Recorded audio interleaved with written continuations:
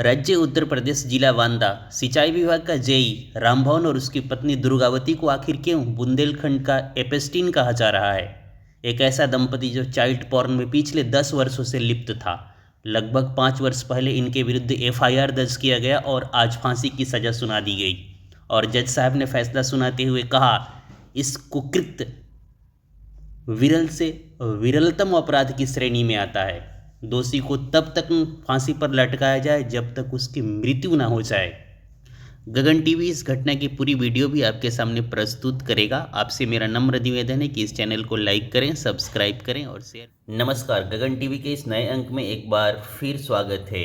तो हम पहुंचते हैं यूपी के बांदा ज़िले में, जहां के राम भवन को बांदा के एपेस्टीन क्यों कहा जा रहा है। पूरी खबर पर हम जानकारी रखेंगे, क्योंकि आपके किए गए वादे के अनुसार मैंने कहा था कि मैं पूरी खबर लेकर आऊँगा। बुंदेलखंड के 34 बच्चों के यौन शोषण, उनके अश्लील वीडियो पर तस्वीरें बनाने के मामले में शुक्रवार को कोर्ट ने जेई रामभवन और उसकी पत्नी दुर्गावती को फांसी की सजा सुनाई। लगभग 5 साल बाद सुनाए गए फैसले में रामभवन पर 6.45 यानी 6,45,000 रुपये और दुर्गावती पर 5,40,00,000 रुपये का जुर्माना भी लगाया गया। इंटरपोल की सूचना पर सीबीआई ने इस मामले में रिपोर्ट दर्ज की थी। रामभवन और दुर्गावती गिरफ्तारी के बाद से जेल में बंद है। फैसला सुनाते हुए विशेष न्यायाधीश पॉक्सो प्रदीप कुमार मिश्रा ने कहा है कि यह मामला विरल से विरलतम अपराध में आता है। ऐसे में दोनों दोषियों को मृत्यु होने तक फांसी पर लटकाकर रखा जाए। जुर्माने की रकम में साक्ष्य व गवाह के रूप में उपस्थित होने वाले बच्चों को 1-1 लाख रुपए की क्षतिपूर्ति दी जाएगी। अदालत ने पीड़ित बच्चों के परिवारों को 10-10 लाख रुपए की सहायता राशि देने का भी ऐलान किया। पूरी खबर हम आपको सुनाते हैं। और ये बेहद ही हृदय विदारक घटना थी, आज से 5 साल पहले जो घटित हुई थी। और पिछले 10 साल से वो इस कार्य में लिप्त था, कोई कमी नहीं थी। सिंचाई विभाग में जेई था, पैसे मिल ही रहे होंगे, लेकिन दिमाग का फितूर कहिए या जो भी कहिए। आइए इस खबर को और आगे बढ़ाते हैं। राम भवन द्वारा बच्चों के यौन शोषण का मामला कई मामलों में अमेरिकी फाइनेंसर जेफरी एप्स्टीन प्रकरण की याद दिलाता है। अभी हाल में जो चर्चित प्रकरण है उससे मिलता जुलता ये प्रकरण था। उसने 1 दशक तक नाबालिग बच्चों को जाल में फंसाकर उनका यौन शोषण किया और कथित तौर पर उनके वीडियो बनाकर पॉर्न साइट्स पर बेचा। उसकी घिनौनी करतूतों ने पूरे देश को शर्मसार कर दिया था। इस गंदे खेल में उसकी पत्नी दुर्गावती भी सहयोगी रही, जो भोले भाले बच्चों को महंगे गिफ्ट के लालच देकर घर बुलाती थी। जांच में पता चला था कि आरोपी बच्चों को सिर्फ यौन शोषण ही नहीं कर रहा था, बल्कि उनके वीडियोस पोर्न साइट्स को भी बेचता था। यह घिनौना काम वो पिछले 10 सालों से कर रहा था। सीबीआई से पूछताछ में राम भवन ने कबूला था कि वह 50 से ज़्यादा बच्चों के साथ घिनौना काम कर चुका है। सीबीआई जांच में यह भी साफ हुआ कि उसने न सिर्फ चित्रकूट बल्कि बांदा और हमीरपुर में भी भोले भाले बच्चों को अपना शिकार बनाया था। 5 से 10 साल के बच्चों को लालच देकर फंसाता था। दुर्गावती बच्चों को महंगे गिफ्ट, मोबाइल, घड़ी, चेन, चॉकलेट आदि का लालच देकर मिलने के लिए बुलाती थी। बच्चे जब जाल में फंस जाते थे तो राम भवन उनके साथ यौन शोषण करके उनका वीडियोज डार्क वेब और पॉर्न साइट्स पर बेच देता था। राम भवन ने अश्लील सामग्री बेचने के लिए डार्क वेब का इस्तेमाल किया था। इतना ही नहीं, पैसे के लालच में उसने इन अश्लील वीडियोस को देश विदेश के कई साइटों पर अपलोड किया। एक ही साइट नहीं थी जहां से पैसा आए, इन वीडियोस को वो अपलोड करता था। दोषी राम भवन के वकील भूरा प्रसाद निषाद ने कहा कि दुर्गावती निर्दोष है। उन्होंने कहा कि हम फैसले के खिलाफ हाई कोर्ट में अपील करेंगे।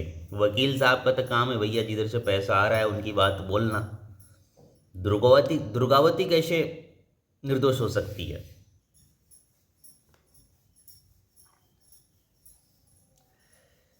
दरिंदगी के 66 वीडियोज, 600 फोटो किए थे बरामद। सीबीआई ने इसमें जो बरामदगी की थी उसकी हम जानकारी आपको देंगे। नौकरी, करीबियों, पड़ोसियों के 5 से 15 साल के बच्चों के साथ घिनौनी करतूतों के साक्ष्यों में आखिरकार रामधन और दुर्गावती को फांसी की सजा तक पहुंचा दिया। सीबीआई ने उनके पास से दरिंदगी के 66 वीडियो, 600 फोटोज बरामद करने का दावा किया था। उन 50 बच्चों के थे जिनका भरोसा जीतकर उसने छल किया। सीबीआई टीम को जिन बच्चों के साक्ष्य मिले हुए गरीब परिवार से थे, ये जो बच्चे थे गरीब परिवार के थे। जेई था सिंचाई विभाग के, तो साइट्स पर जो मजदूर काम करते थे उनके बच्चे थे, या तो जिस कॉलोनी में ये रहता था और जो इसके रिश्तेदार थे उनके भी बच्चे इसमें शामिल थे, लेकिन मैक्सिमम गरीब बच्चे ही थे। फांसी होने के बाद इनका दृश्य क्या बना? रामभवन कटघरे में अविचलित रहा, मां से लिपटकर रोई दुर्गावती। जनपद न्यायालय परिसर में शुक्रवार को पूरे दिन गहमागहमी रही। पॉक्सो अदालत के कटघरे में जय रामभवन गुमसुम खड़ा रहा। करीब 1 घंटे बाद वह कटघरे में किनारे अपना माथा पकड़कर बैठ गया। वहीं दुर्गावती भी पास में ही बेंच पर बैठी, कभी फफक कर रोती तो कभी गुमसुम होकर बैठ गई। शाम 3:11 जैसे ही अदालत ने फांसी का फैसला सुनाया, दुर्गावती मां से लिपटकर रोने लगी। दोनों ने कोर्ट से बाहर लॉकअप में जाते समय किसी भी सवाल का जवाब नहीं दिया। विशेष न्यायाधीश पॉक्सो प्रदीप कुमार मिश्रा की अदालत में सुबह करीब 11 बजे पुलिस अभिरक्षा में दोनों दोषी पहुंचे थे। तो सही बात है, सजा ऐसी होनी चाहिए कि आने वाली पीढ़ियां याद रखें। जैसा कि जज साहब ने कहा है कि विरल से ये विरलतम अपराध है, तो कोई ऐसी अपराध ना करे, ऐसी सजा का प्रावधान होए। इस चैनल पर दी गई जानकारी आपको कैसी लग रही है? आप इसे लाइक करें, सब्सक्राइब करें और शेयर भी करें। चलते चलते एक और खबर पढ़ लेते हैं, बड़ा अच्छी खबर है और ये क्रिकेट जगत से जुड़ी हुई है। राहुल चाहर, अंतर्राष्ट्रीय क्रिकेटर राहुल चाहर का तलाक हो गया है। तलाक और शादी कब किसका हो जाए किसी को मालूम नहीं है। गोवा स्थित कोर्ट में राहुल चाहर और उनकी पत्नी ईशानी जौहर द्वारा दाखिल आपसी सहमति से तलाक को न्यायाधीश ने शुक्रवार को अपनी मंजूरी दे दी। गौरतलब है कि 9 मार्च 1922 को राहुल ने ईशानी से गोवा में भव्य समारोह में शादी की थी, यानी मार्च 2022, 23, 24, 25 और 26, महज 4 सालों के अंदर ये शादी टूट गई। क्यों टूटी इसके बारे में हमें जानकारी नहीं है, बट आए दिन आप देख रहे हैं कि बड़े से बड़े सेलिब्रिटीज़ की जो शादियां हैं यूं ही 2-4 साल में धड़ाम हो जा रही है। राहुल गांधी भी चर्चा में हैं। राहुल चर्चा में क्या है? राहुल गांधी तहलका मचाए हुए हैं। उनसे जुड़ी एक और खबर को हम पढ़ते हैं। राहुल ने मानहानि मामले में आरोपों से किया इनकार।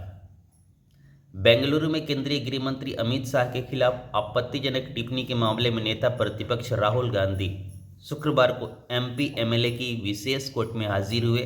राहुल ने मामले को राजनीतिक रंजिश बताते हुए सभी आरोपों को गलत बताया। विशेष न्यायिक मजिस्ट्रेट शुभम वर्मा ने राहुल गांधी के बयान दर्ज किया। कोर्ट ने राहुल के सफाई में साक्ष्य देने के लिए 9 मार्च का समय दिया है। अदालत ने आरोपी के संबंध में राहुल से 8 सवाल किए। राहुल ने कोर्ट में कहा, राजनीतिक विद्वेष की भावना से मेरी और कांग्रेस की छवि धूमिल करने के लिए सत्ता पक्ष की ओर से साजिश रची गई। राहुल ने कहा, वीडियोस सीडी सत्यापित नहीं है, इनके साथ छेड़छाड़ की गई है।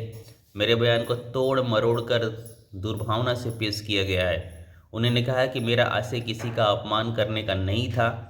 बता दें कि भाजपा नेता विजय मिश्रा ने राहुल गांधी के खिलाफ अगस्त 2018 को मानहानि का यह दावा किया था। तो राहुल गांधी बुरे फंसते नजर आ रहे हैं, बट कुछ भी हो सकता है ऐसे केसेस में। एक नई खबर मैं आपके बीच देना चाहूँगा।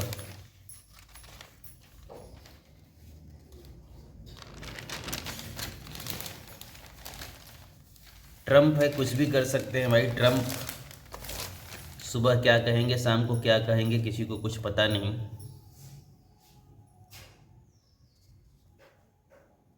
लेकिन ब्रिटेन ने इधर अमेरिका के साथ खेल कर दिया।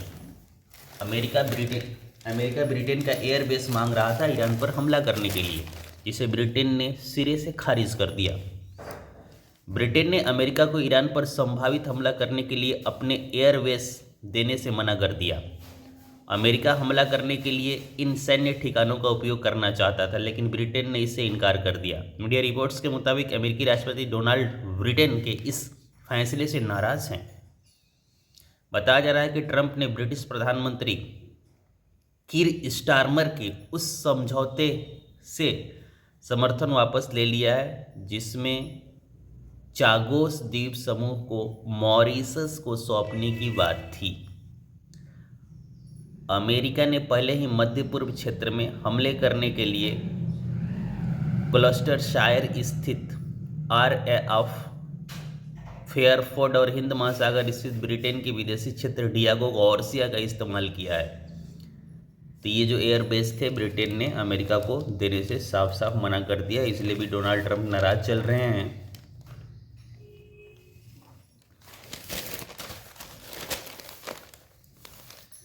चैनल पर दी गई जानकारी आपको अच्छी लग रही है तो आप इसे लाइक कीजिएगा, सब्सक्राइब कीजिएगा और शेयर कीजिएगा, क्योंकि ये अपनी तरह का यूनिक चैनल है। ये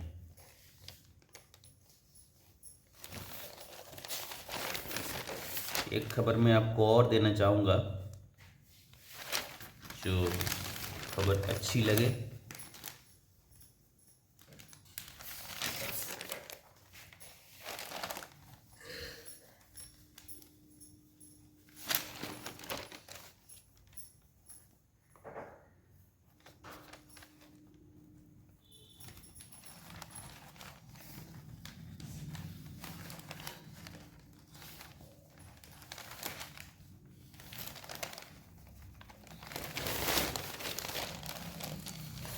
आए दिन जो सामाजिक परिवेश है वो बिगड़ता जा रहा है।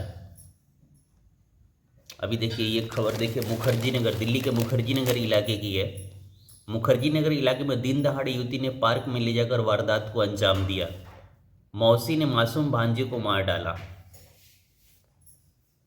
मानसिक रूप से विक्षिप्त थी, पूरी कहानी मैंने पढ़ा था।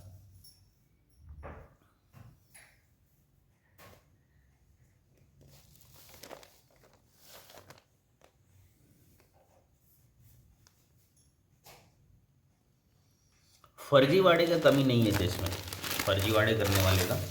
तो आप भी कहीं भी निवेश करें तो काफ़ी सोच समझ कर करें। देखिए खबर आ रही है, डाकघर की फर्जी पासबुक बनाकर 9 करोड़ रुपए ठगे। एक एक रुपया जोड़ने में कितना मुश्किल हो रहा है मध्यम वर्गीय परिवार के लिए।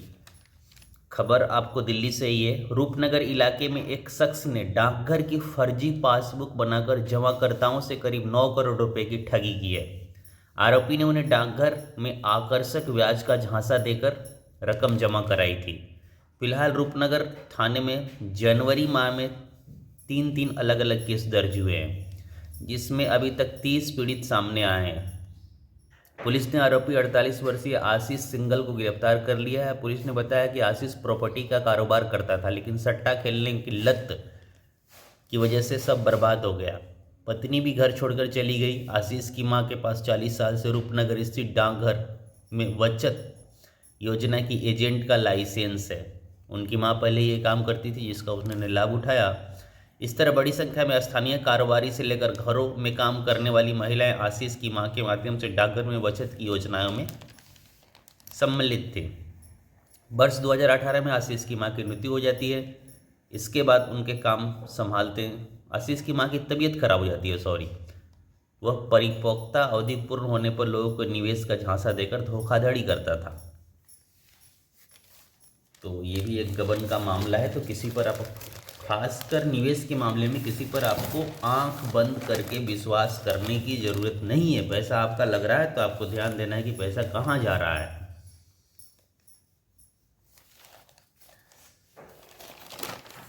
तो चलिए इन्हीं खबरों के साथ इस कार्यक्रम को हम विराम देते हैं।